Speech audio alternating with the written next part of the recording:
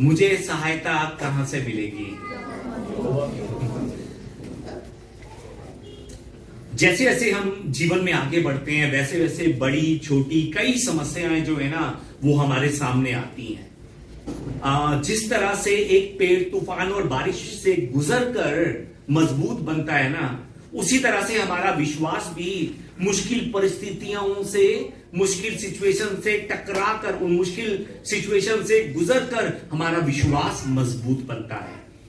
याकूब की पुस्तक हम लगातार देख रहे हैं। याकूब की पुस्तक में याकूब भी कहता है, हे मेरे भाइयों, जब तुम नाना प्रकार की परीक्षाओं में पढ़ो तो इसे पूरे आनंद की बात समझो, यह जानकर कि तुम्हारे विश्वास के परखे जाने से धीरज उत्पन्न होता है। पर धीरज को अपना काम पूरा करने दो कि तुम पूरे और सिद्ध हो जाओ और तुम में किसी बात की घटी ना रहे। आमीन। यहां पर वचन में लिखा है कि तुम में किसी बात की घटी ना रहे। परीक्षाओं में तुम में किसी बात की घटी ना रहे।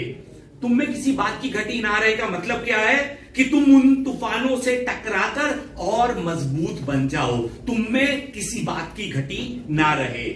सिर्फ याकूब नहीं, पौलुस भी इसी बात को बताता है। पौलुस जो है रोमियो की पुस्तक अध्याय 5 की 3 से 4 में भी मिलती जुलती बात कहता है। पौलुस लिखता है, केवल यही नहीं वरन हम कलेशों में भी क्या करें? घमंड करें। कलेश क्या है? दुख की बात कर रहा है, परीक्षाओं की बात कर रहा है। पौलुस मुश्किलों की बात कर रहा है। हम मुश्किलों में भी, परीक्षाओं में भी, कलेशों में भी घमंड करें, यह जानकर कि कलेश से धीरज और धीरज से खरा निकलना और खरे निकलने से आशा उत्पन्न होती है। आमीन।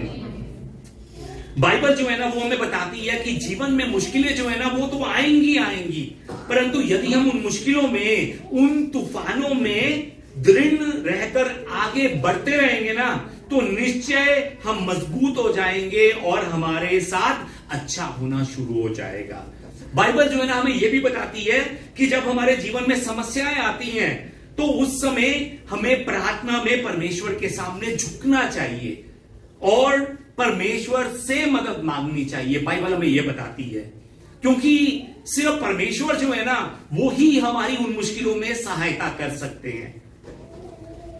मैं आपको बताना चाहता हूं कि जब परमेश्वर ने आप में जीवन का श्वास फूंका था ना, तो उसने जीवन का श्वास फूंकने के बाद आपको धरती पर अकेला नहीं छोड़ दिया। उसने आपसे यह नहीं कहा कि बेस्ट ऑफ लक, अब तू जाकर अपने दम पर जी। उसने, परमेश्वर ने आपसे यह नहीं कहा था। उसने आपसे ऐसा नहीं कहा, बल्कि उसने आप में श्वास डालने के बाद उसने आपसे कहा कि मैं तेरी रक्षा करूंगा। उसने आप में श्वास डालने के बाद आपसे कहा कि मैं तेरे सामने खड़ी अंधकार की ताकतों को मैं पीछे धकेलूंगा। उस परमेश्वर ने आप में श्वास डालने के बाद आपसे कहा कि मैं तुझे बहेलिये के जाल से छुड़ाऊंगा, मैं तुझे महामारी से बचाऊंगा, मैं तेरे दुश्मनों से तुझे छिपाऊंगा, मैं तुझे हर मुसीबत में तुझे मैं बचाऊंगा, मैं तुझे अनाथ नहीं छोड़ूंगा। उसने आप में श्वास फूंकने के बाद ये बातें कही, ये वादे आपसे किए।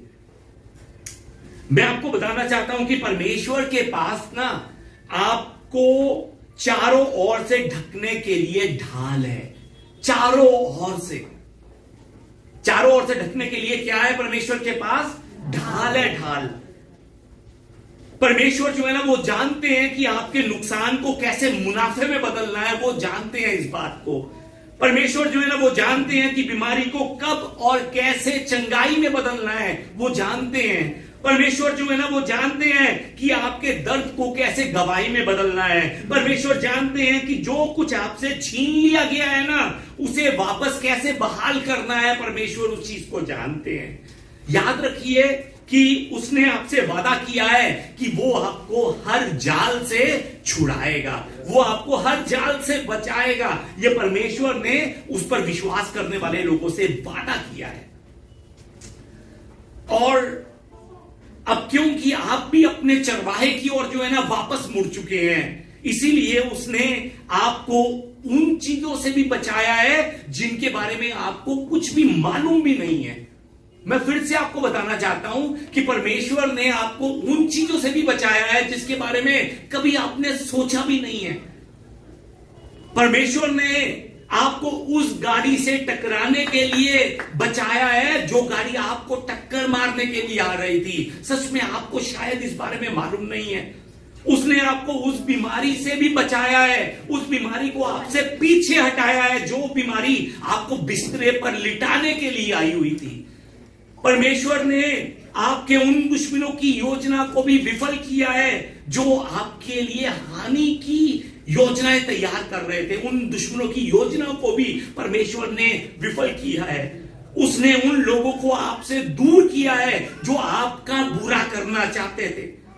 सच में परमेश्वर जो है ना, वो बचपन से ही आपकी और आपकी आत्मा की रक्षा करता आ रहा है। यदि आप उन सभी चीजों को जानते जो परमेश्वर ने अभी तक आपके लिए की है, या फिर जो वो आने वाले समय में आपके लिए करने जा रहा है, तो मैं आपको बताना चाहता हूं कि आप कभी भी चिंता में ना पड़ते अगर आप उन सब चीजों को जानते। सच में अगर आप उन सब सच्चाई को जानते ना जो परमेश्वर ने अभी तक आपके लिए किया है और जो करने वाला है, तो आप अपनी परीक्षाओं में भी आनंदित होकर रहते, आनंदित होकर।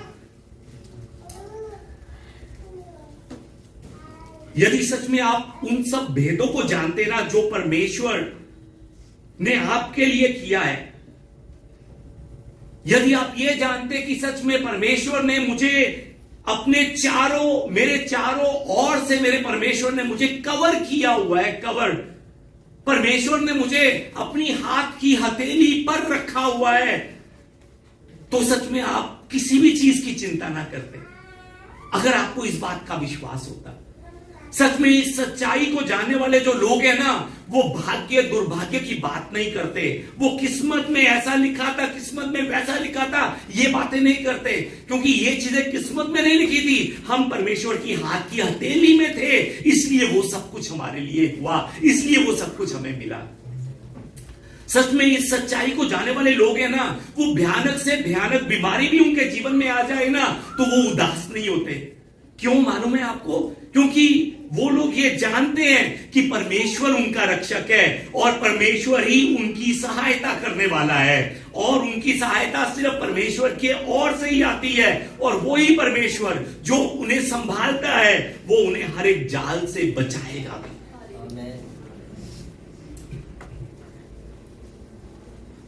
सच में विश्वास कीजिए कि परमेश्वर ने मुझको, आपको चारों तरफ से कवर किया हुआ है, उसने चारों तरफ से ढका हुआ है हमें, हम बिल्कुल सुरक्षित हैं उसमें, बिल्कुल।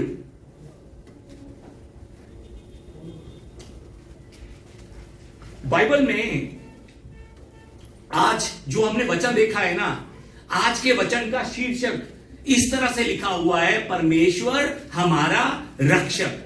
आइए एक बारी कहें, परमेश्वर हमारा रक्षक। आमीन। सच में ये आज के वचन का शीर्षक है, बाइबल में लिखा हुआ है ये शीर्षक। और उसी शीर्षक के अगर हम नीचे देखते हैं ना, छोटी सी पंक्ति के अंदर लिखा हुआ है यात्रा का गीत। दिखाई दे रहा है आपको? यात्रा का गीत। यहूदी लोग जो है ना, वो यरूशलेम में परमेश्वर के मंदिर की ओर एक साल में 3 बार जाया करते थे, एक साल में 3 बार। ये यरूशलेम जो है ना, मैं आपको बताना चाहता हूं कि समुद्र तट के लगभग 750 मीटर ऊंचाई पर बना हुआ नगर है। समुद्र तट के 750 ऊंचाई पर बना हुआ। दूर से आ रहे यहूदी जो है ना, अगर उन्हें यरूशलेम तक जाना है तो दूर से आ रहे यहूदियों को जंगल के रास्तों से गुजरते हुए वो यरूशलेम में पहुंचते थे। और वो जंगल का रास्ता जो है ना, वो आसान रास्ता नहीं था, वो मुश्किलों से भरा रास्ता था, वो सच में परेशानियों से भरा रास्ता था। वो पूरा रास्ता उजाड़ था। आज की तरह उन रास्तों में स्ट्रीट लाइट नहीं लगे हुए थे, आज की तरह गाड़ियां नहीं थी, वो पैदल चलकर जाते थे, वो घोड़ों पर बैठकर जाते थे, अंधेरे में भी वो चलते रहते थे, मशालों को लेकर वो जाते थे। सच में वो रास्ता ऐसा रास्ता है, उन रास्तों में पीने के लिए पानी भी नहीं था। वो रास्ता ऐसा रास्ता है कि खाने के लिए कोई मार्केट भी नहीं थी रास्तों के अंदर। आज तो जहां पर जाते हैं हमें कोई ना कोई मार्केट दिख जाती है, वहां पर उस समय कहां पर कोई मार्केट थी? कोई मार्केट भी रास्ते में नहीं थी। और रास्ते में चोर या डाकू या फिर जानवर भी जो है ना, वो भी आकर उन्हें परेशान कर सकते थे। उस यरूशलेम तक के सफर को तय करने का जो समय था ना, बहुत ज्यादा परेशानियों से भरा समय था। उस सफर को तय करते समय उन्हें बहुत सी मुश्किलों का सामना करना पड़ता था। अब उन मुश्किल राहों पर चलते चलते जब वो लोग थक जाते थे, तब वो आज का ये भजन गाया करते थे। जिस समय वो सच में थक जाते, अपने शरीर की थकावट में भी और अपने मन की थकावट में भी, उस समय वो लोग इस भजन को गाते थे। उस डर और उस थके हुए शरीर और मन से वो ये गीत गाते हुए आगे बढ़ते थे कि कौन मेरी मदद करेगा, कौन मुझे मेरी मंजिल तक पहुंचाएगा। उस थकावट भरे शरीर और थकावट भरे मन के साथ वो ये गीत गाते थे। भजन संहिता, आज जो वचन हमने देखा है, 1 नंबर आयत में क्या लिखा है? मैं अपनी आंखें पर्वतों की ओर लगाऊंगा, मुझे सहायता कहां से मिलेगी? मुझे सहायता कहां से मिलेगी? सच में इस डर के समय में, इन कठिनाइयों के समय में, इन परेशानियों के समय में मुझे सहायता कहां से मिलेगी? वचन में लिखा है, मैं अपनी आंखें पर्वतों की ओर लगाऊंगा। एक पर्वत नहीं, पर्वतों की ओर। सच में एक पर्वत नहीं, पर्वतों की ओर हमारी भी आंखें लग सकती हैं। भजनकार भी बहुत से लोगों की ओर अपनी आंखें लगाता हुआ सोचता है कि मुझे सहायता कहां से मिलेगी? इस मुश्किल समय में कौन मेरी मदद करेगा? कौन मेरा साथ देगा? क्या वो मेरा साथ देगा, या ये मेरा साथ देगा, या वो मेरा साथ देगा? मुझे सहायता कहां से मिलेगी? एक्चुअली संसार में रहने वाले हर एक इंसान के मन में यह सवाल है कि मुझे सहायता कहां से मिलेगी। हर एक इंसान के मन में। क्यों हर एक इंसान के मन में यह सवाल है? उसका उत्तर जो है ना, बहुत आसान है। उसका उत्तर यह है कि यह जीवन आसान नहीं है। बहुत ज्यादा बिजी और परेशानियों से भरा जीवन बिताते बिताते हमें भी नहीं पता चलता, हमारे मुंह से भी बार बार एक शब्द निकलता है कि थक गया हूं। सच में बहुत ज्यादा थक गया हूं, सहता सहता, चलता चलता बहुत ज्यादा थक गया हूं, बहुत ज्यादा। ये शब्द जो है ना, हमारे मुंह से भी बार बार निकलता है। इस भजनकार की तरह हम भी, मुझे सहायता कहां से मिलेगी? दूसरे शब्दों में आपको बताऊं तो कि कौन मेरी मदद कर सकता है इस समय? कौन मेरी मदद कर सकता है? ये एक सवाल सबके मन में है, सबके मन में। ये एक सवाल मेरे मन में भी है और आपके मन में भी है, और जिन जिन मनुष्यों की सांसें चल रही हैं उन सबके मन में ये एक सवाल है कि मुझे सहायता कहां से मिलेगी? कौन इस मुश्किल घड़ी में मेरी मदद कर पाएगा? ये सवाल तो सबके मन में है, पर ये सवाल करने के बाद लोगों के दो अलग अलग रास्ते जो है ना, वो निकल आते हैं। सवाल एक है, पर इस सवाल के बाद दो लोगों के रास्ते अलग अलग हो जाते हैं, अलग अलग रास्ते। वो रास्ते दो कौन से हैं? पहला रास्ता, ये सवाल तो है, पर उस सवाल के बाद पहला रास्ता उत्तर को ढूंढने वाला रास्ता है। वो क्या रास्ता है? कि मुझे सहायता यहोवा की ओर से मिलती है। यह सवाल करने के बाद एक रास्ते पर चलने वाले लोगों का यह उत्तर है, यह विश्वास है कि मुझे सहायता यहोवा की ओर से मिलती है। पर यह सवाल करने के बाद दूसरे रास्ते पर चलने वाले लोगों के पास उत्तर नहीं है। वो अभी भी इस उत्तर को ढूंढ रहे हैं कि मुझे सहायता कहां से मिलेगी, मुझे सहायता कहां से मिलेगी। वो अभी भी उत्तर को ढूंढने के लिए इधर उधर भटकते हैं कि कौन मुझे सहायता करेगा, कौन मुझे संभालेगा, मुझे सहायता कहां से मिलेगी। जो बात कर रहा हूं समझ पा रहे हैं? सच में इस समय हमने खुद से एक सवाल पूछना है कि मैं आज किस रास्ते पर खड़ा हूं? पहले रास्ते पर खड़ा हूं या दूसरे रास्ते पर खड़ा हूं? क्या मैं पहले रास्ते पर खड़े होकर मैं भी कह रहा हूं कि हां मुझे विश्वास है कि यहोवा से मुझे सहायता मिलेगी, या फिर अभी भी मैं भटका हुआ हूं, यहां से मुझे सहायता मिलेगी या वहां से सहायता मिलेगी, यहां पर मेरी मदद की जाएगी या वहां पर मेरी मदद की जाएगी? सच में हमने ये सवाल खुद से पूछना है कि मैं किस रास्ते पर खड़ा हूं? क्या बड़ी से बड़ी मुश्किल में भी आप प्रभु यीशु पर विश्वास रखते हुए कहते हैं कि हां मुझे सहायता प्रभु यीशु की ओर से ही मिलेगी? क्या यह आपका विश्वास है? क्या आपको पूरा विश्वास है कि आपकी सहायता सिर्फ और सिर्फ प्रभु यीशु की ओर से ही आती है? क्या आपको यह विश्वास है?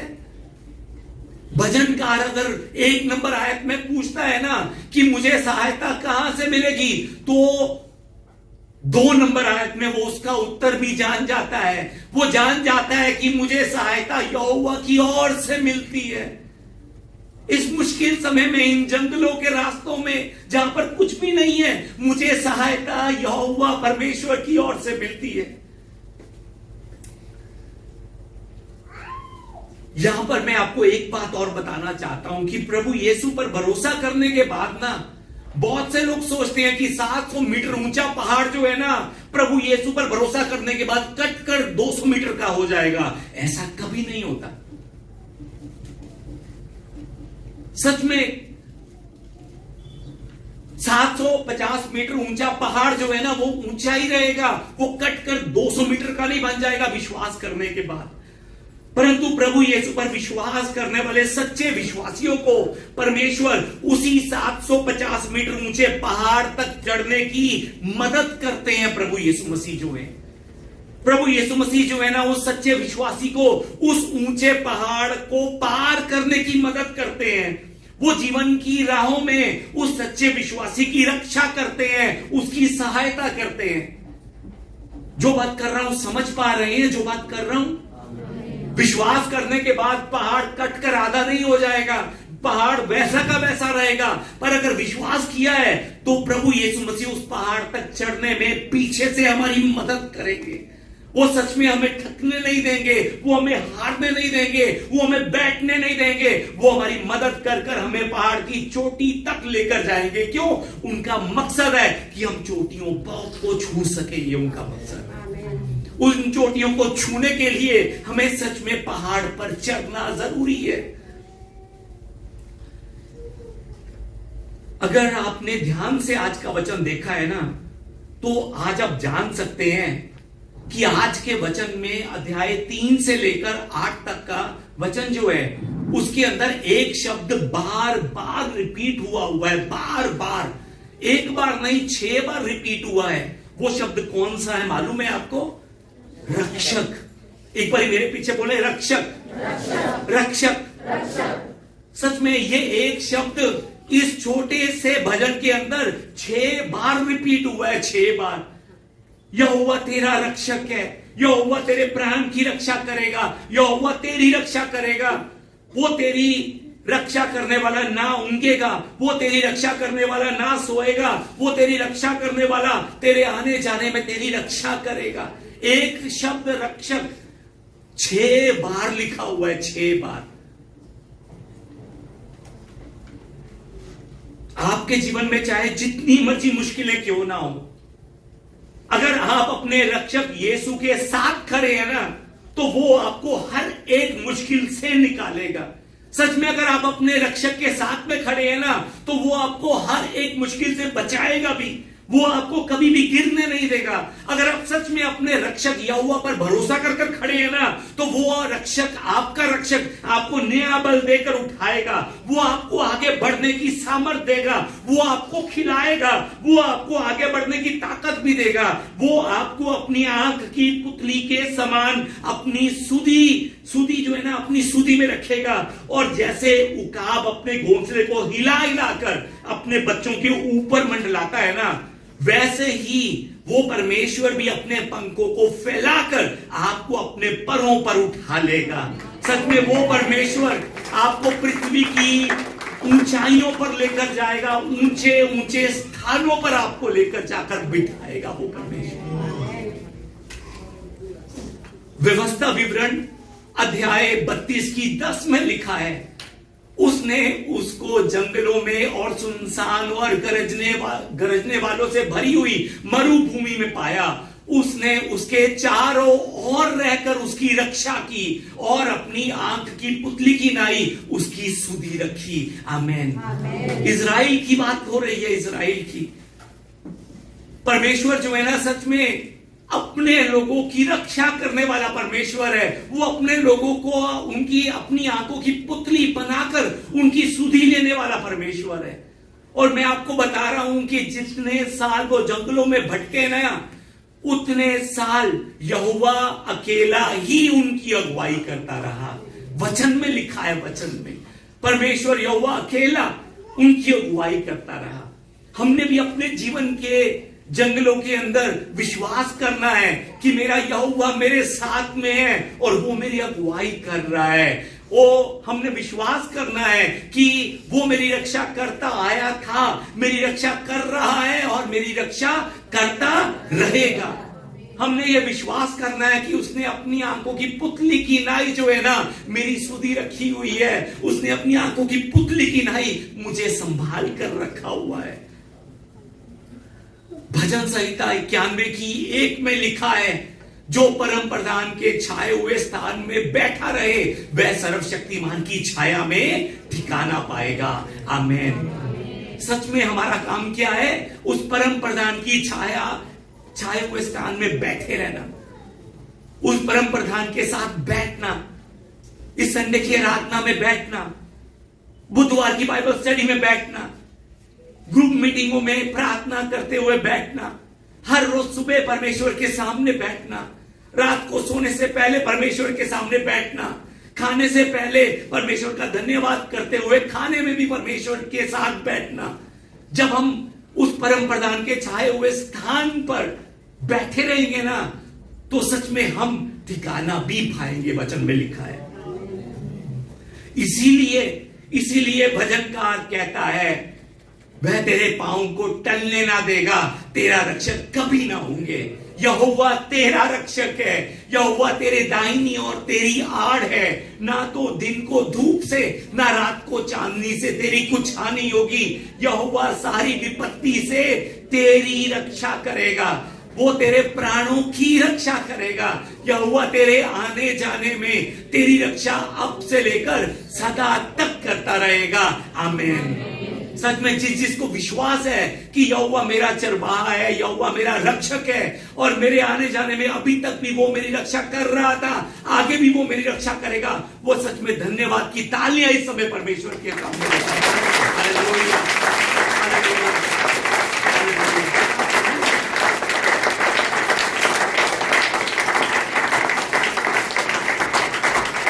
सच में परमेश्वर का धन्यवाद है। सच में वो हमारा रक्षक है, रक्षक। सच में जिस तरह से एक छोटे बच्चे को गिरने से बचाने के लिए उसके माता पिता जो है ना, सदा उसके पीछे पीछे रहते हैं कि कहीं मेरा बच्चा गिर ना जाए, कहीं उसे चोट ना लग जाए। उसी तरह से परमेश्वर भी सदा हमें अपनी निगरानी में रखते हैं।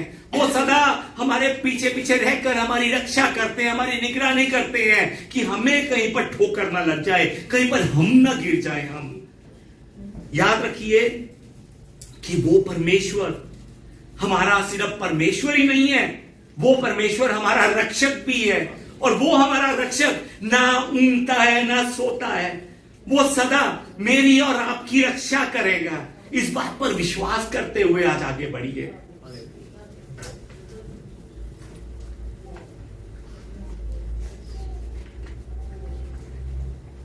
इस बार इस वचन की तैयारी करते हुए ये मछली जो है ना, इस मछली का नाम मोसे सोल है। मोसे सोल, ये मछली जो है ना, इसके बारे में पढ़ने को मिला इस बार इस वचन की तैयारी करते हुए। ये छोटी सी मछली है और ये बहुत ही ज्यादा कमजोर मछली है और बहुत ही ज्यादा नरम मछली है। ये जो मछली है ना, इसका नाम मोसे सोल है। ये लाल समुद्र में ज्यादा पाई जाती है और मैं आपको बताना चाहता हूं, उसी लाल समुद्र में बहुत बड़ी बड़ी शार्क जो है ना वो रहती है। शार्क मालूम है ना आपको? शार्क, बहुत बड़ी बड़ी शार्क मछलियां जो है ना वो रहती हैं उसी लाल समुद्र में, जिस लाल समुद्र में ये छोटी सी कमजोर और नरम मछली रहती है। ये शार्क जो है ना आमतौर पर इस प्रकार की छोटी मछलियां खाना बहुत पसंद करती है, शार्क जो है। अब 1970 में कुछ साइंटिस्टों की टीम ने एक छोटी सी इस मछली के बारे में रिसर्च करना शुरू किया और उन्हें बहुत ही ज्यादा एक आकर्षक चीज जो है ना वो दिखाई दी।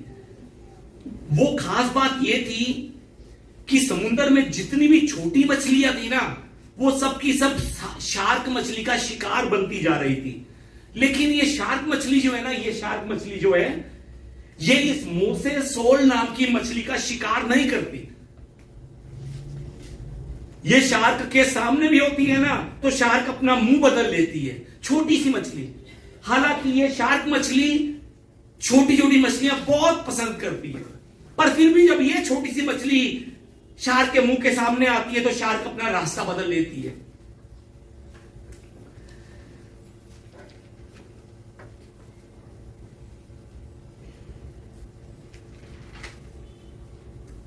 अब जब साइंटिस्टों ने जब ये रिसर्च की कि क्यों शार्क जो है इस छोटी सी मोसेसोल नाम की मछली को करीब जाती है पर अपना मुंह फटाफट पीछे कर लेती है, उसका कारण उनको पता लगा।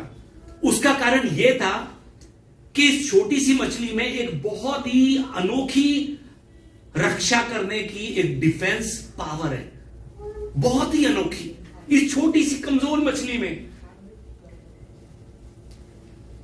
जब ये छोटी मछली किसी भी प्रकार के खतरे को महसूस करती है ना या फिर किसी भी प्रकार के खतरे में होती है तो ये छोटी सी मछली अपने शरीर से जहरीले टॉक्सिस जो है ना उसको छोड़ना शुरू कर देती है। अगर वो विशाल और मजबूत शार्क इस छोटी सी मछली को अपने मुंह में डाल लेगी ना तो इस छोटी सी मछली में छुपे हुए उन टॉक्सिसों के द्वारा कुछ ही पल के अंदर, सच में कुछ ही पल के अंदर, ये जो शार्क है ना इसका जबड़ा जो है ना वो जम जाएगा और ये शार्क कुछ ही पल में मर जाएगी।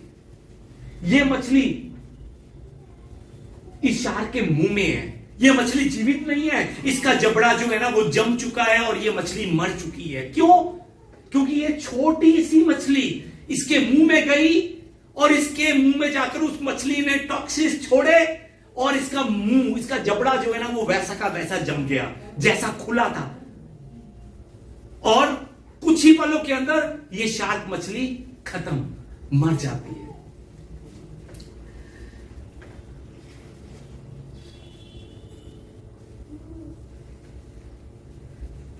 सच में इस मछली के द्वारा बहुत कुछ सीखने को दिखाया इस बार परमेश्वर ने।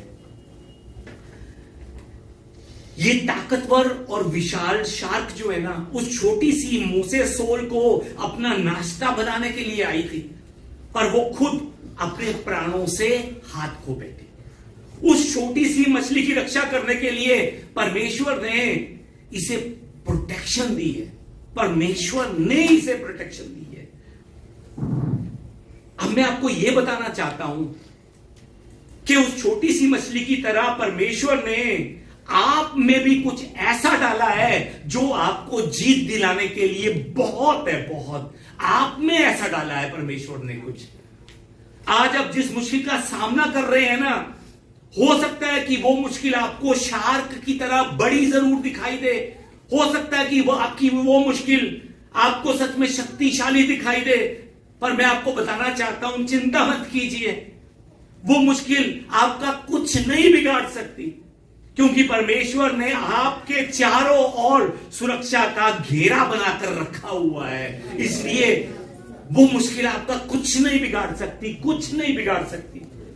जब आपका दुश्मन आपको दबाने के लिए आएगा ना आगे, जब आपका दुश्मन आगे आकर आपको दबाने की कोशिश करेगा, तो उस समय आप परमेश्वर का धन्यवाद करना शुरू कर दीजिए। जब आपका दुश्मन आपको दबाने की कोशिश करे ना, उस समय आप वचन और प्रार्थना के करीब जाना शुरू कर दीजिए। उस समय आप आराधना के करीब जाना शुरू कर दीजिए।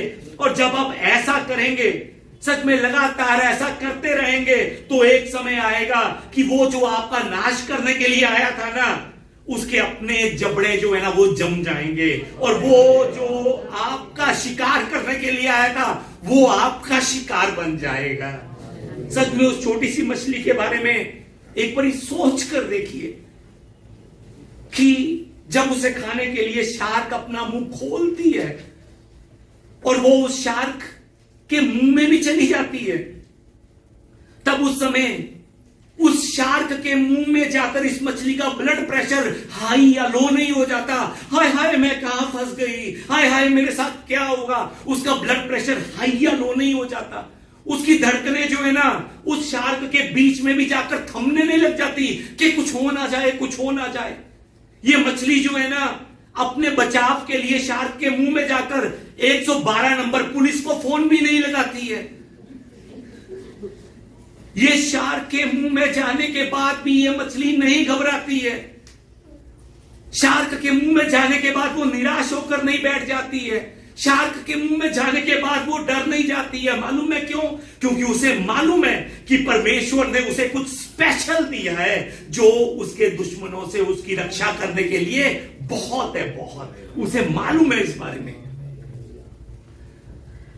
अब यही बात हम में भी लागू होती है, हम पर भी लागू होती है। परमेश्वर ने आपको उस मछली से ज्यादा स्पेशल बनाया है, स्पेशल, उस मछली से भी ज्यादा स्पेशल। परमेश्वर ने आपको अपने स्वरूप में बनाया है, अपने स्वरूप में। उसने आप में अपनी आत्मा को डाला है, अपनी आत्मा को। सच में इसलिए आपको अपने जीवन में चिंता या डर रखने की जरूरत नहीं है। सच में आपको अपना जीवन चिंता या डर में बिताने की भी जरूरत नहीं है। ये मत सोचिए कि ये कैसे होगा। बस आप अपने विश्वास के स्थान पर स्थिर होकर खड़े रहिए और इस बात को याद करते हुए खड़े रहिए कि आपकी सहायता यीशु मसीह की ओर से आएगी। उसने आपको अपनी नजरों के सामने टिका कर रखा हुआ है। इस बात पर विश्वास कर खड़े रहिए। यदि आप इस बात पर विश्वास करते हुए बिना डरे आगे बढ़ेंगे ना, सच में मैं फिर से बता रहा हूं, यदि आप इस विश्वास पर खड़े होकर बिना डरे आगे बढ़ेंगे, तो सच में मैं घोषणा करता हूं, आज यीशु के नाम से घोषणा करता हूं, और वो ये है कि जब आप आगे बढ़ेंगे तो यीशु मसीह आपको जाल से बचाएगा। सच में जब आप विश्वास में खड़े होकर आगे बढ़ेंगे ना, तो सच में वो आपकी हर विपत्ति में रक्षा करेगा। जब आप विश्वास में खड़े होकर आगे बढ़ेंगे, तब सच में वो आपके दुश्मनों के सामने आपके लिए मेज लगाएगा। मतलब कि आपके दुश्मनों के सामने वो जीत दिलवाएगा आपको। सच में वो आपका रक्षक बनकर हर एक विपत्ति से आपकी रक्षा करेगा। ना तो आपको दिन को धूप से, ना रात को चांदनी से आपकी कुछ हानि हो पाएगी। बुराई जो है ना वो आपके करीब तो आएगी, पर करीब आते साथ साथ की साथ जो है ना वो वापस मुड़ जाएगी। नुकसान आपके दरवाजे पर आकर खटखटाएगा जरूर, पर वो नुकसान लंबे समय तक आपके घर के द्वार के बाहर खड़ा नहीं रहेगा। सच में आपके दुश्मन जो है ना वो आपको छू नहीं पाएंगे। क्यों मालूम है आपको? क्योंकि यहोवा आपकी सारी विपत्ति में रक्षा करेगा। वो आपके आने जाने में आपकी रक्षा जैसे अभी तक करता आया है वैसे आगे भी करता रहेगा। ये मैं आज यीशु के नाम से घोषणा करता हूं। यदि आप डर में भी आगे बढ़ते रहते हैं, सच में इस समय मैं एक सवाल आपसे पूछता हूं, उसका उत्तर आप दीजिएगा। सवाल मैं 1 नंबर आयत का आपसे पूछूंगा, उत्तर 2 नंबर आयत में आपने बोलना है। मैं सवाल पूछने लगा हूं, मैं अपनी आंखें पर्वतों की ओर लगाऊंगा, मुझे सहायता कहां से मिलेगी?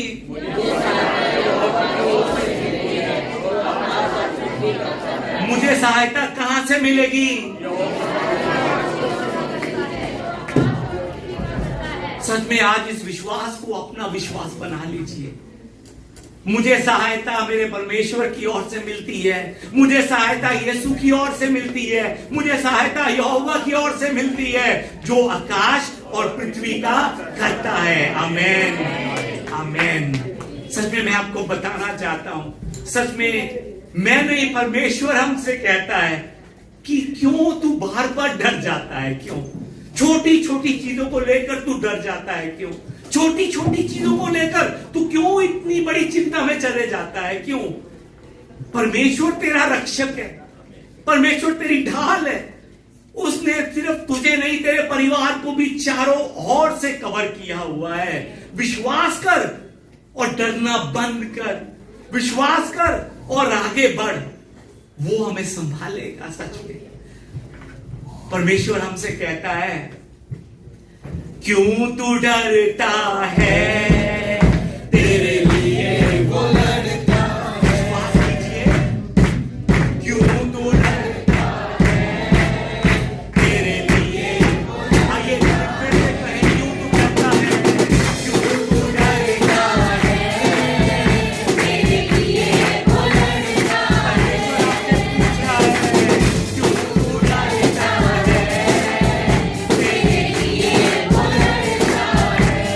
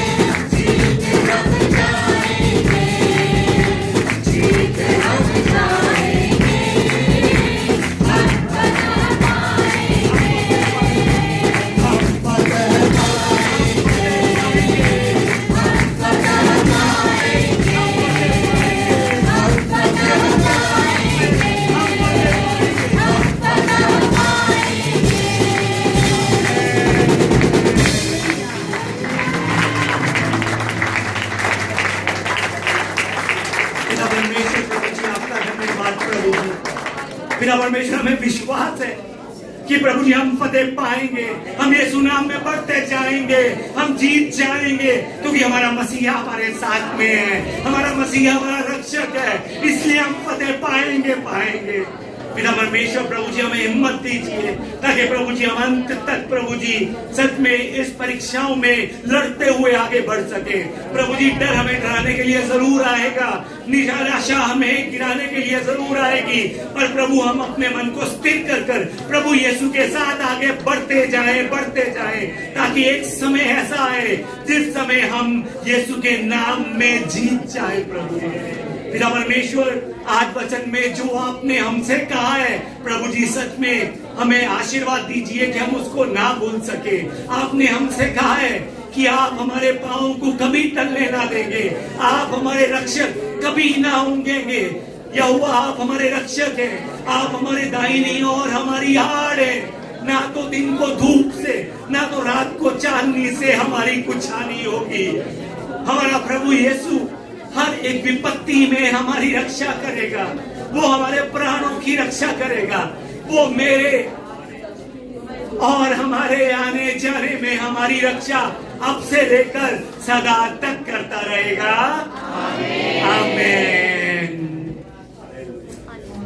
आइए इस समय हम सब उठकर प्रभु यीशु के द्वारा सिखाई गई प्रार्थना कर आज की सभा को समाप्त करें। आइए मिलकर प्रार्थना करें। हे हमारे पिता, आप जो स्वर्ग में हैं, आपका नाम पवित्र माना जाए, आपका राज्य आए, आपकी इच्छा जैसे स्वर्ग में पूरी होती है वैसे पृथ्वी पर भी हो। हमारे दिन भर की रोटी आज हमें दीजिए, और जिस प्रकार हमने अपने अपराधियों को क्षमा किया है वैसे ही आप भी हमारे अपराधों को क्षमा कीजिए। आप हमें परीक्षा में मत डालिए, परंतु बुराई से हमें बचा लीजिए, क्योंकि राज्य और पराक्रम और महिमा सदा आपके ही हैं। आमीन। हमारे परमेश्वर का प्रेम, प्रभु यीशु मसीह का अनुग्रह और पवित्र आत्मा की सहभागिता आज भी परमेश्वर के भवन में आए, रक्षक के सामने आए सभी प्यारों के जीवन में परमेश्वर काम करते रहे थे, काम करते रहे हैं और सदा काम करते रहेंगे। आमीन।